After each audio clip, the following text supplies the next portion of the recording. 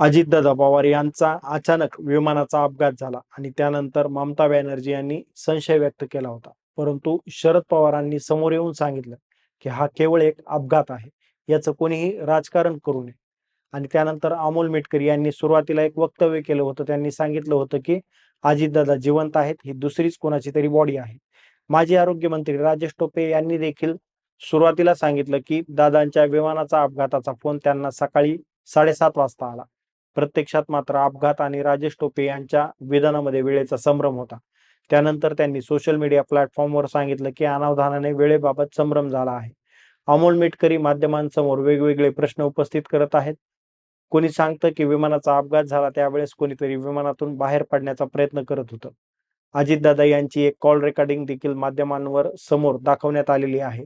यामध्ये 8:37 कॉल आला असल्याचं सांगण्यात आलं. मग राजेश टोपेंचं वक्तव्य 8:37चा कॉल या दोन्हीमध्ये वेळेचा संभ्रम होता. राजेश टोपे यांच्याकडून याबाबत पुन्हा स्पष्टीकरण देण्यात आलं.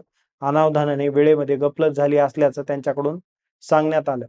अपघात झाला त्यावेळेस व्हिजिबिलिटी कमी असल्याचं कारण देखील समोर येत होतं. परंतु विमानाचा अपघात होताना एक सीसीटीव्ही व्हिडिओ समोर आला. त्यात विमान पडून स्फोट होताना दिसलं. म्हणजे जर सीसीटीव्ही मध्ये क्लिअर दिसत असेल तर व्हिजिबिलिटीचा प्रश्न आहे का नाही हा देखील प्रश्न उपस्थित राहिला.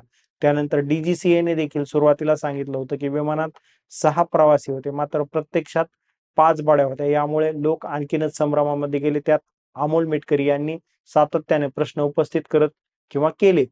दादा सकाळी मुंबईतून विमानात बसतानाचे सीसीटीव्ही फुटेज देखील कोणाकडे किंवा माध्यमांमध्ये किंवा समोर आलेले नाहीत. सोशल मीडियावर एक व्हिडिओ फिरत होता ज्यात अजितदादा सकाळी एका विमानात बसतात, मात्र हा व्हिडिओ वेगळा असल्याचं नंतर कळालं. कारण की या विमानाचा रंग हिरवा होता आणि त्यावेळेस बसताना देखील रात्र होती.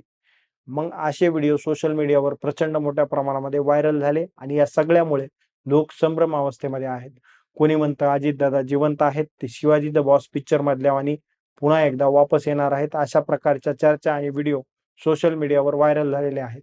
त्यात विकिपीडियाचा मुद्दा सुद्धा व्हायरल होत होता. सुरुवातीला असं सांगण्यात आलं की अजितदादा पवार यांची ओळख देखील घड्याळामुळे झाली. नंतर सांगण्यात आलं की कपड्यामुळे झाली.